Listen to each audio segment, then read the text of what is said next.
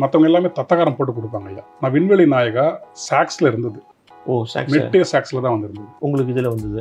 ஆமாம், அந்த அப்படிதான் இருந்தது. இது இருக்கணும்னு சொன்னதுனால விண்வெளி நாயகான்னு போட்டாச்சு. ரகுமான் சார் பார்த்தாரு, ஓகே அப்படின்னு, அவ்வளோதான் முடிஞ்சது. விண்வெளி நாயகாலையும் இப்படி ஒரு பேஸ் இருக்கு. முதல்ல கேட்ட மாத்திரத்தில் எனக்கு மண்டை குழம்பிடுச்சு.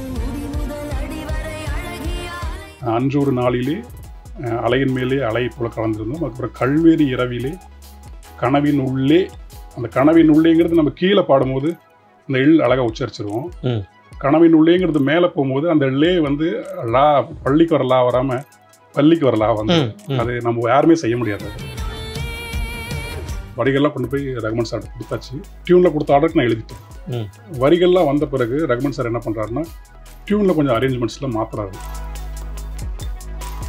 அஞ்சு வண்ண பூவே உள்ளிருந்து பேசும் ஒத்த குரல் போதும் அப்படிங்கிறது ஒரு முறை தான் இருந்தது. மெட்டுக்குள்ளேயும் வரி ஒரு முறை தான் எழுதியிருந்தோம். அதை ரகுமான் சார் என்ன பண்ணுறாருன்னா குழந்தைகளை வச்சு பாட வச்சு அதை 2 முறை 3 முறை தொடர்ச்சியாக வர மாதிரி பண்ணார். பிஞ்சு விரல் எங்கே கொஞ்சம் குரல் எங்கே, அது வந்து முன்னாடியே வந்துடும். சாரு மேம் பாடும்போது, ரகுமான் சார் பாடும்போது அது பின்னாடி போட்டிருப்பாரு. தாயினுடைய ஒரு ஏக்கம், தாய்மையினுடைய தூரத்து பார்வை, அந்த பாட்டலோட வரிகளும் சரி மெட்டும் சரி.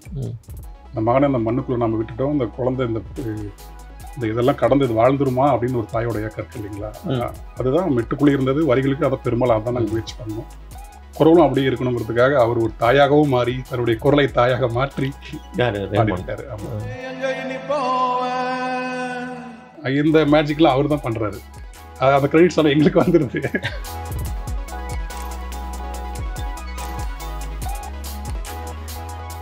வணக்கம் வாவ் தமிழா நண்பர்களே. பிரபல கவிஞர் பாடலாசிரியர் திரு கார்த்திக் நேதா அவர்களை சந்திக்கிறோம். தக் லைஃப் படத்தில் 2 பாடல்களை எழுதியுள்ளார். அந்த 2 பாடல்களுமே ஊரெல்லாம் பேசப்படுகிறது. வாருங்கள் அவரை சந்திப்போம். வணக்கங்க. நல்லா இருக்கீங்களா? ரொம்ப நல்லா இருக்குங்க ஐயா. கார்த்திக் நேதாவுடைய பயணம் தொட்டி ஜெயால் ஆரம்பிச்சிருக்கு. 20 வருஷங்கள் ஓடி விட்டது. ஆமாங்க. இப்போ தக் லைஃப்பில் வந்து நிற்குது, ஸ்ட்ராங்காக நிற்குது. மெகா ப்ராஜெக்டு, பெரிய கூட்டணி. எப்படி இருக்குது இந்த பயணம்? பெரும் ஊக்கமாக இருக்குங்க ஐயா. ஆமாம், நம்ம எந்த நோக்கத்துக்காக அங்கே ஊர்லேருந்து ஓடி வந்தோமோ அந்த நோக்கத்தின் முதல் படியை இப்போ வச்சுருக்கோம். இதனால் வரைக்கும் கடந்தது எல்லாமே அதுக்கான ஒரு பயிற்சி அப்படின்ற. நடுவில் கொஞ்சம் யூட்டர்ன்லாம் அடித்தா கூட மறுபடியும் இடத்துக்கு வந்துட்டீங்க. அந்த யூட்டர்ன் அடித்ததுமே கூட இங்கே வந்து பக்குவமாக நிற்கிறதுக்காக தான் நான் புரிஞ்சுக்கிறேங்க ஐயா. இல்லைன்னா பக்குவமின்மையோடு நான் ஒரு வெற்றியை பார்த்துருப்பேன்.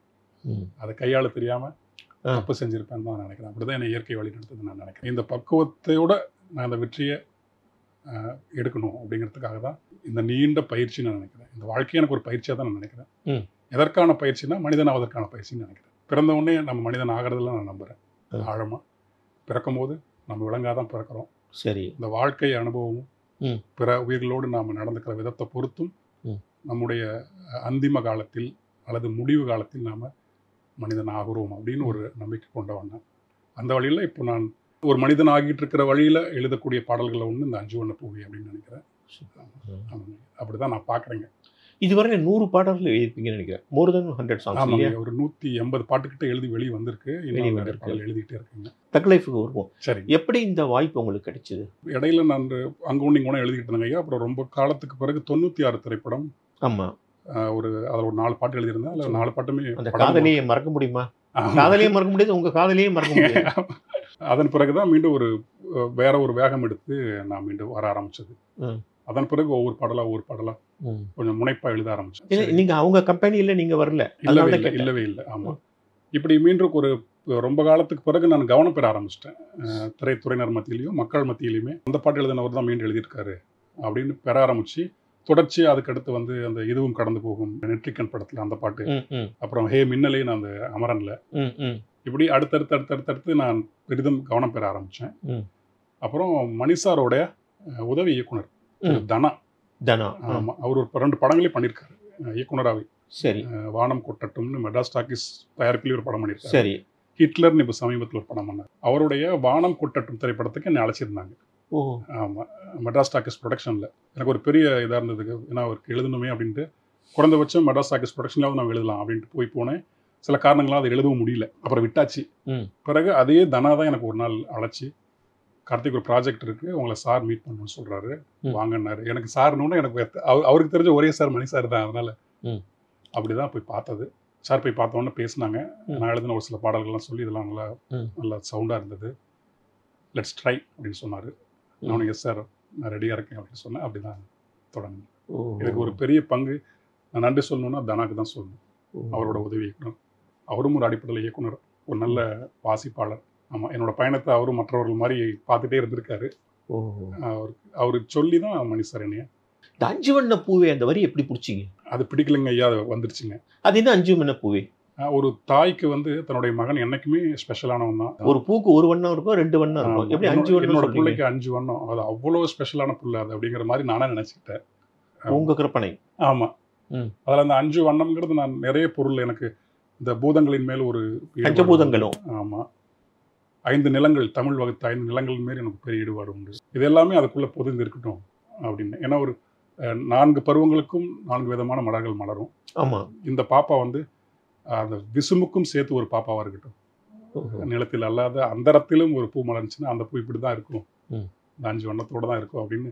அது இப்போ நான் சொல்கிறேன், நான் எழுதும் போது அந்த மாதிரியான எந்த ஒரு இதுவுமே இல்லை. அந்த மெட்டு ஏற்படுத்திய ஒரு உத்வேகம், ஒரு பெருக்கு அப்படியே அடிச்சுட்டு போய் வந்துட்டாங்க. இந்த பாட்டு எழுதி எவ்வளோ நேரம் ஆச்சு? அதிகபட்சம் ஒரு 20-30 நிமிஷத்துக்குள்ள பாட்டில் முடிஞ்சிருங்க ஐயா. அந்த ஆப்ஷன்ஸ் போகும்போது தான் நேரம் கிடைக்கும். இந்த டைம்லெஸ்ல நடக்கிறது தாங்க என்னோட பாட்டு எல்லாமே. அந்த மெட்டு எனக்குள்ள ஏற்படுத்துகிற அந்த பிரமை, அந்த பித்து, அந்த நிலை முடிகிறதுக்குள்ள பாட்டு முடிஞ்சிருங்க. ஆமாம், அந்த மெட்டு எனக்குள்ள தாக்கம் ஏற்படுத்தலாம், என்னால் ஒன்றும் பண்ண முடியாது. நான் முண்டி கட்டிக்கிட்டு இருக்கேன். சில கவிஞர்கள் வந்து யோசிச்சு வரிகளை சொல்லுவாங்க, சில பேர் அந்த உள்ளுணர்வு என்ன சொல்லுவாங்க டக்குன்னு சொல்லுவாங்க. நீங்கள் எந்த வகை? அதே தாங்க, உள்ளுணர்வு தாங்க ஐயா. பாட்டெல்லாம் முடிஞ்சு எல்லாரும் எப்படி கேட்டு ரசிக்கிறாங்களோ அதே மாதிரி எனக்குள்ளேருந்து பாட்டு உருவாகும் போது நானே ரசிச்சுட்டு இருப்பேன். அப்படி அந்த ரசனையிலேருந்து வர வார்த்தைகள் ஓகே இது நல்லா இருக்குன்னு அப்படி அதுவாக எடுத்துக்கிட்டேன். இந்த வரியை பிடிச்ச போது மணி சார் வந்து ஏற்றுக்கிட்டாரா, அல்லது என்ன 5 பண்ணோம் இது சரியா இருக்கா இல்லையா அப்படின்னு கேட்டாரா? இல்லை, அது எதுவுமே கேட்கல அவர்.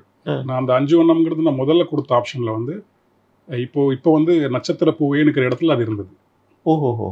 முன்னாடி வந்து வேற எதுவும் நான் போட்டிருந்தேன். எழுதி கொடுத்த ஆப்ஷன்ஸில் வந்து முதல்ல வந்து என்ன பெத்த ராசாவா என்னமோ எழுதியிருந்தேன். எங்கே போன ராசா? ஆமாம், அது மாதிரி ஏற்கனவே ஒரு பாட்டு. ஆமாம், நீங்கள் என்ன பெத்த ராசா போட்டீங்க? நான் எதுவும் அந்த மாதிரி ராசான்னு போட்டிருந்தேன். இந்த 5 வண்ண பூவேங்கிறது கீழே இருந்தது. நட்சத்திர பூவே அந்த இடத்துல 5 வண்ண பூவே இருந்தது. சரி.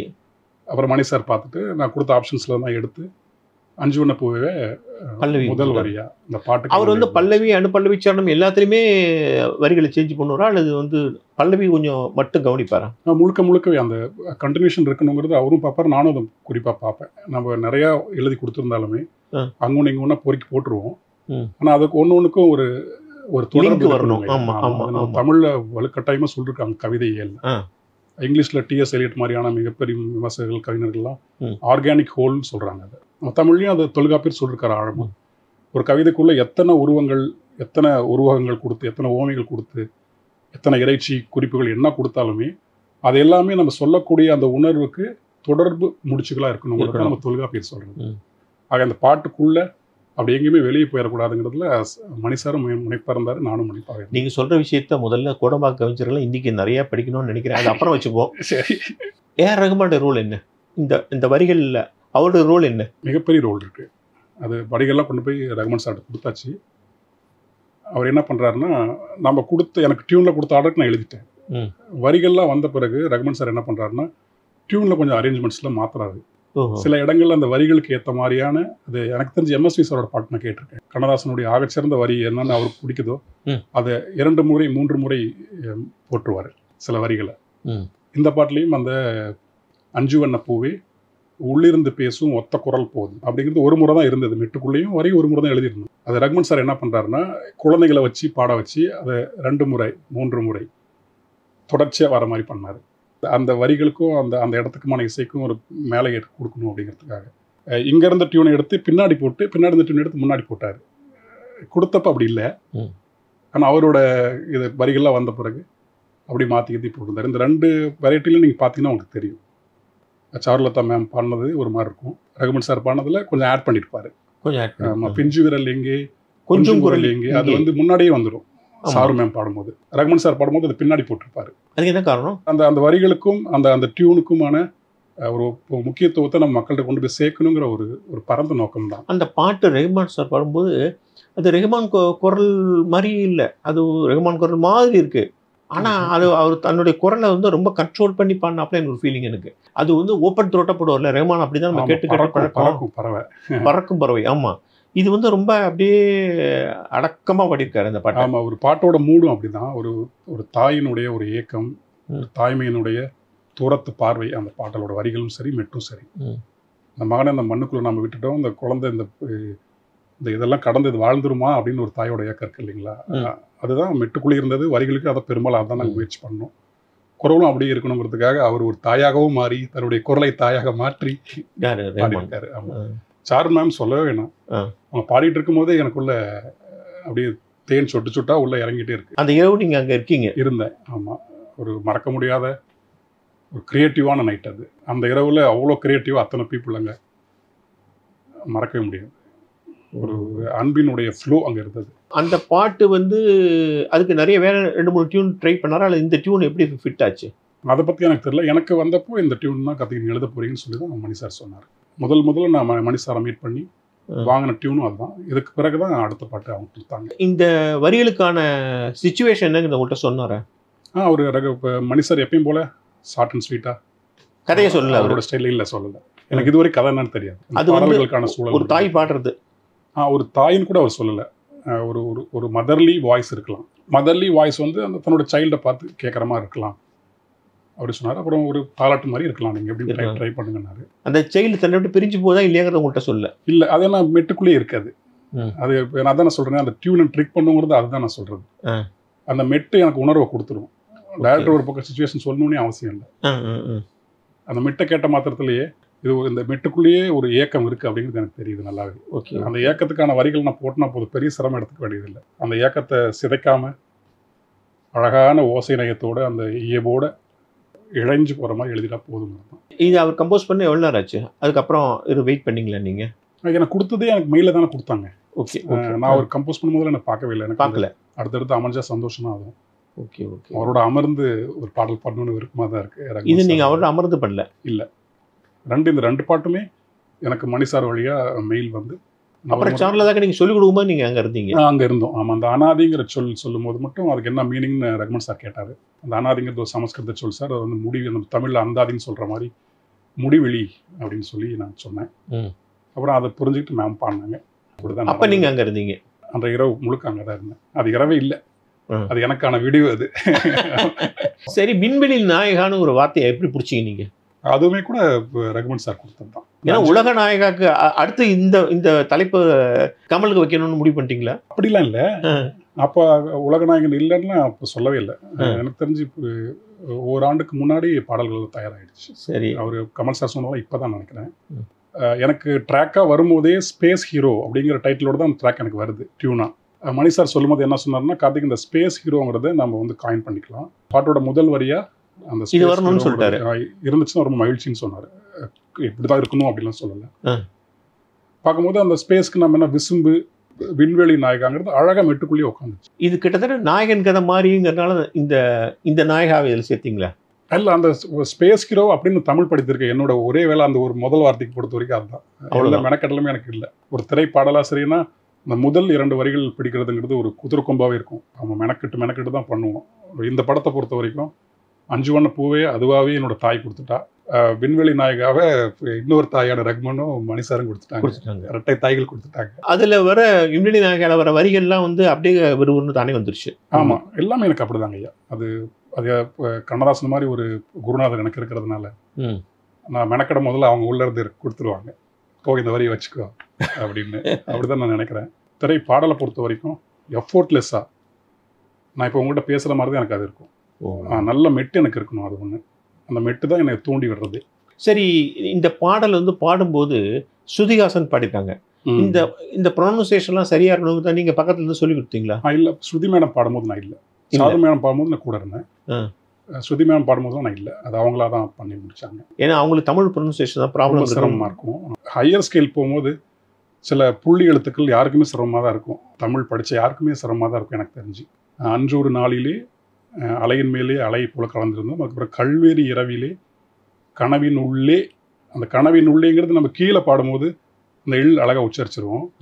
கனவின் உள்ளேங்கிறது மேலே போகும்போது அந்த லே வந்து லா, பள்ளிக்கு வர லா வராமல் பள்ளிக்கு வர லா வந்து அது நம்ம யாருமே செய்ய முடியாது. அதுக்கேற்ற மாதிரி வரிகள் நான் போட்டிருக்கணும்.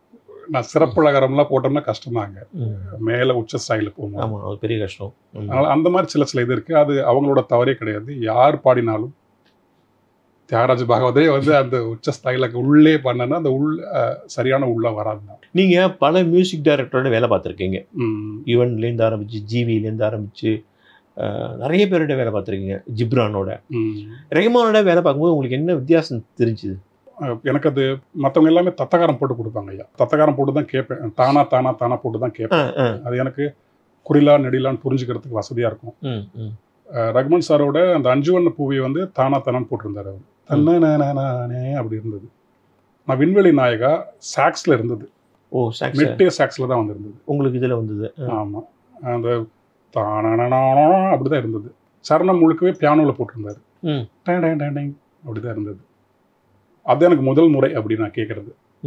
மற்றெல்லாம் ரொம்ப ரொம்ப எளிமையாக இருக்கு. எனக்கு தானா அதுக்கேற்ற மாதிரி குறிலா நெடிலான்னு ஈஸியாக மண்டை புரிஞ்சுக்கும், எழுதிடுவேன்.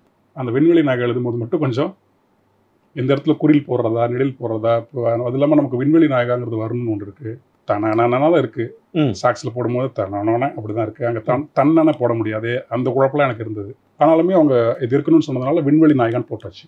ஓகே, ரஹ்மான் சார் பார்த்தாரு, ஓகே அப்படின்னு, அவ்வளோதான் முடிஞ்சது. அதன் பிறகு பாடல்லாம் முடிஞ்சு அதன் பிறகு அந்த இசை கோர்ப்பில் அவர் பண்ணுற நுட்பங்கள் இருக்குது பார்த்தீங்களா, அதெல்லாம் எனக்கு மிட்டா நான் கேட்டதுக்கும் பெரும்பாலும் ஒரு ஓவரால் அந்த பாடலாகவே தான் எனக்கு கொடுப்பாங்க. வரிகள் மட்டும்தான் மிச்சம் இருக்கும், ஒர்க் பண்ணி தான் கொடுப்பாங்க. ரஹ்மான் சார் அப்படியே வேற மாதிரி இருந்தது. சிம்பிளாக டியூன் ஒரு ரிதம் மட்டும்தான் இருக்குது. எங்களுக்கு எழுதுறதுக்கு கொடுக்கும்போது பாடலாக வரும்போது அத்தனை இசைக்கருவிகள், அத்தனை மாற்றங்கள், அந்த மெட்டுக்குள்ளேயே அந்த வரிகளுக்கு ஏற்ற மாதிரி இந்த ஃப்ரேஸை எடுத்து இங்கே போடுறது, இந்த ஃப்ரேஸ் எடுத்து அங்கே போடுறது, இன்னும் இனிமேல் வரிகளை இடம் மாற்றுறது. ஆமாம், இடம் மாற்றுறாரு. இந்த புதுமையில நான் அங்கே தான் பார்த்தேன். அந்த வரிகளில் ஒரு ஆழம் இருக்குது அப்படின்னு அவர் எதை உணர்றாரோ அந்த வரிகளுக்கான முக்கியத்துவத்தையும் கொடுக்குறாரு. அதில் அஞ்சுகமை கண்ணே அப்படிங்கிறது ஒரு முறை மேடம் பாடியிருப்பாங்க. ரஹ்மான் சார் அஞ்சுகமை கண்ணின்னு 2 முறை பாடுறாரு, வேற வேற துணியில் பாடுறாரு. ஆமாம், அதெல்லாம் அவர் இம்ப்ரவைஸ் பண்ணுறாரு. குழந்தைகளோட குரலை கேட்கும்போது எனக்கு மனசுக்குள்ள அப்பா அப்படின்னு ஒரு ஆல்ரெடி இருந்த துயரமெல்லாம் போகிற மாதிரி இருக்குது. அந்த ஒரு இடம் கேட்கும்போது மட்டும். ஓகே ஓகே, ஒரு தாய் அப்படியே கேவிக்கிட்டு இருக்காங்க, என் குழந்தை நல்லா இருக்கும், அந்த உலகத்தில் எப்படி இருக்குமோன்னு. அப்படியே இந்த பக்கம் குழந்தைங்க வந்து அப்படியே நீ கவலைப்படாதுன்னு அந்த குழந்தை குரல்லையே அவர் சொல்கிறாரு. அதனால தான் அந்த வரிகள் குழந்தை குரலை அவர் கொடுக்குறாரு. நம்ம வந்து நீ இந்த உலகத்தில் நல்லா இருப்பியான்ற கேள்விக்குறியோடு தான் பாடுறாங்க. குழந்தைகள் பாடுற வரிகள் பார்த்தீங்கன்னா உள்ளே இருந்து பேசும் ஒத்த குரல் போது நான் பொழைச்சிக்குவேன் அப்படிங்கிற ஒரு துணி அதில் இருக்கு. ஒரு ஆன்சராகவும் அது இருக்குது. இந்த மேஜிக்கில் அவர் தான் பண்ணுறாரு. அந்த கிரெடிட்ஸ் எல்லாம் எங்களுக்கு வந்துடுது. நல்லதான் அப்படின்னு நாங்கள் நல்லா எடுத்துக்க வேண்டியதானே. நோக்கமும் அதுதான். உள்ள இருந்து பேசுகிற அந்த பாட்டு எல்லாம் முடிஞ்சதுக்கு அப்புறம் ரஹ்மான் என்ன சொன்னார்? ரஹ்மான் சார்ட்ட நான் பார்க்குறது அந்த எப்பயுமே அந்த ஒரு குமிழ் சிரிப்புன்னு நம்ம ஆண்டாள் நிறைய பாடல சொல்லுவாங்க. குமிழ் சிரிப்புங்கிறது அப்படி ஒரு முகத்தோடையே தான் அவர் எப்பயுமே என்னை பார்த்தா இருக்கிறாரு. பேசுறது ரொம்ப குறைவு தான், பேசுனதே இல்லை அதிகம். ஃபோனில் கூட பேச மாட்டார். இல்லை, அழகாக அந்த பல் தெரியாமல் ஒரு சிரிப்பு, ஒரு பூ மலர மாதிரி ஒரு சிரிப்பை காமிச்சிட்டு அந்த புருவத்து ஒரு தடவை அந்த விண்வெளி நாயகா பண்ணும்போது புருவத்தை அப்படி உயர்த்தினாரு. அந்த பிரமிப்பை காட்டுற விஷயம். ஆமாம், இப்போ எனக்கு அதே போதும் தான் நினைக்கிறேன். அதுக்கு மேலே அந்த அளவுக்கு வார்த்தைகள் சொல்லிடுமான்னு எனக்கு தெரியல. மணிசாரும் அதே மாதிரி தான். குட் கார்த்திக், நைஸ் கார்த்திக், அவ்வளோதான். அப்புறம் இந்த பாடல்களில் அனாதி, பராரி இப்படி ரொம்ப புழக்கத்தில்லாத வார்த்தைகள் எப்படி பிடிக்கிறீங்க? அந்த சூழல் தாங்க ஐயா. ஏன்னா அந்த படத்துக்குள்ளே அந்த பையன் அப்படி, ஏன்னா ஆல்ரெடி நமக்கு அந்த நாயகன் பார்த்துருக்கோம். கேங்ஸ்டராக ஒரு மாதிரி வந்தால் ஒரு எளிய பையன் தான் படத்தில். சக்திவேலுங்கிற கதாபாத்திரம். இதில் சக்திவேல் தான் இல்லையா? ஆமாம், ரங்கராய சக்திவேல் தான். அதே சக்திவேல் தான் இது. அப்படி ஒரு வாழ்க்கை தானே வாழ்ந்தான் கடந்த நாயகனில். ஏதோ ஒரு கிராமத்திலேருந்து கிளம்பி எல்லா குத்து வெட்டுகள்லாம் பட்டு பேர் அனுபவத்தோடு தான் ஒரு மக்களின் தலைவனாக வந்து நிற்கிறான். அரசோட பார்வையில் ஒரு கேங்ஸ்டராகவும் நிற்கிறான் இல்லையா. அவன் பட்ட வாதைகள்லாம் இருக்கு இல்லையா, அது ஒரு தாய் அப்படி தானே பாப்பா. இப்படிலாம் ஒரு வாழ்க்கையை வாழ்ந்திருக்கே. இல்லை, அந்த வார்த்தைகள்லாம் நல்லா இருந்தது. அப்படிங்களா ஐயா? அது வரதாங்க ஐயா. நம்ம ஒன்றும் நான் அங்கேருந்து வந்தது இங்கேருந்து வந்ததுன்னு சொல்ல எனக்கு வரலைங்க. அதுவாக இறைவன் கொடுக்குறான், நான் எடுத்து வச்சுக்கிறேன். கிரெடிட்ஸும் நான் வாங்கிக்கிறேன். அவருக்கு ஒரு பூவை மட்டும் கொடுத்துட்டு அது கூட கடவுள் கேட்கறது இல்லை. பூ தண்ணி ஏதோ ஒன்று வயின்னு திருமூல சொல்கிற மாதிரி.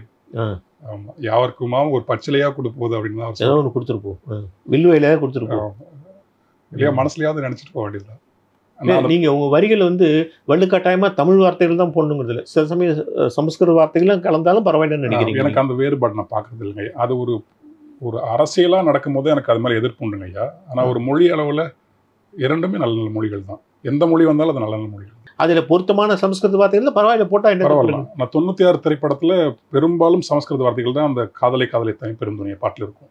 பிரவாகம் பிரவாகம். ஒரு மொழியை வந்து நம்ம அரசியலாக கையாளும் போது, ஒரு அரசியல் சூழ்ச்சிக்காக கையாளும் போது அதுக்கு நான் எதிரானவன் என்னைக்குமே ஐயா. சரி சரி. ஆனால் புழக்கத்தில் ஒரு மொழி நிறைய மொழிகள் கலந்துருக்கு அப்படின்னா அதில் தவறே இல்லை.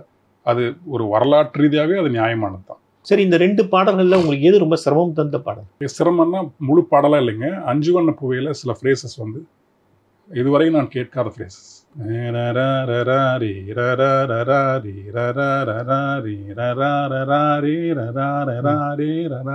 இந்த இடம் முதல்ல கேட்ட மாத்திரத்தில் எனக்கு மண்டை குழம்பிருச்சுங்க. இது என்னன்னா தனா தனான்னு இருக்குங்க. தமிழில் புழக்கத்தில் இருக்கக்கூடிய அந்த மாதிரி சொற்கள் ரொம்ப குறைவு. நம்ம நிலா, தனா, ஒரு குறியில் ஒரு நெடில், நிலா, உலா, பழா, கணா, இப்படி கொஞ்சம் தான் இருக்கு. ஆனால் அது எல்லாமே போட்டு சலிச்சுட்டோம் நம்ம தமிழ் சினிமாக்குள்ள. பாடல் சூழலுக்குள்ளேயே அது பொருந்தி வரணும். அதனால அது மட்டும் கொஞ்சம் மெனக்கிட்டு இருந்தது மைண்டில். தொடர்ந்து வாசிச்சிட்டே இருக்கிறதுனால நம்முடைய தமிழ் புலவர்கள் எல்லாம் உள்ளே இருந்து எனக்கு எடுத்து எழுதி கொடுத்துருந்தாங்க. அதனால விடாம ஓடி, படாம ஆடி, நிலாவை மீறி, வினாவை சூடி, பராரி போல பித்தேரி வாடி. அது என்ன பித்தேரி? நம்ம தொடர்ந்து இந்த வாழ்க்கையை நம்மளை விரட்ட விரட்ட விரட்ட விரட்ட நம்ம பராரியா சுத்திட்டு இருக்கும்போது நமக்குள்ள ஒரு பித்து நிலை உருவாகும் இல்லையா? ஒரு காணல் நீர் மாதிரி நாமளே மாறிடுவோம். எந்த திசையில போறேன்னு நமக்கு தெரியாது. மயங்குது எதிர்காலம் கண்ணதாசன் சொல்லுவார் பாருங்க. அந்த மாதிரி ஒரு மயக்கத்திலேயே நம்ம இருப்போம். இந்த வாழ்க்கை கொடுத்த வாதையினால் வரக்கூடிய மயக்கம் அது. அதுதான் அந்த பித்தேரி. அந்த இடத்துல அதே அப்புறம் இந்த கொலாவி கூடி தொழாவி தேடி உன்னை இப்படிலாம் தேடி தேடி பார்த்துட்டுனா அனாதியை பார்த்துட்ட முடிவிலையா உன்னை பார்க்குறேன்னு அந்த அம்மா சொல்கிற மாதிரி அது கொண்டு வந்து ஸ்ட்ரக்சர் ஆணிச்சு. ஆனதுக்கப்புறம் தான் எனக்கு உயிர் வந்ததுங்க. அதே மாதிரியே விண்வெளி நாயகாலையும் இப்படி ஒரு பிளேஸ் இருக்கு. அதுவும் அதே மாதிரி தான். சரணம் முடிகிற இடமே அதுதான். ஆனால் அடுத்த சரணத்துக்கான தொடக்கமாக அது இருக்கணுங்கிறது ஒன்று இருக்கு வரிகளில். அதனால அது எனது முடிமுதல் அடிவரை முழுவ அழகிய அலை அலை பிறைவரை தழும்பிடும் மனநிலை அப்படின்னு போட்டோன்னே நிறைய ஆப்ஷன்ஸ் எழுதுனா இருக்கு. மணிசாருக்கு அது ஓசையா அந்த மெட்டினுடைய அந்த மெட்டூர் நதிங்கும் போது அது மேலே விழுந்த ஒரு இலையா அந்த வரி இருக்கணும்னு அவர் பார்த்து சரியா அது பிடிச்சிட்டாரு. 2வது சரணமும் அதே மாதிரி தான், அந்த இடம் தான். இந்த 2 இடங்களும் கொஞ்சம் நான் சிரமம்னு எடுத்துக்கலங்க. ஏன்னா எனக்கு தொழில் கவிதை அப்படின்னு பாரதி சொல்கிற மாதிரி நான் பாட்டு எழுததான் எனக்கு அங்கே பணிச்சிருக்கான். அதனால் அது சிரமம்னு எடுத்துக்கல. ஒரு சேலஞ்சிங்காக தான் இருந்தது.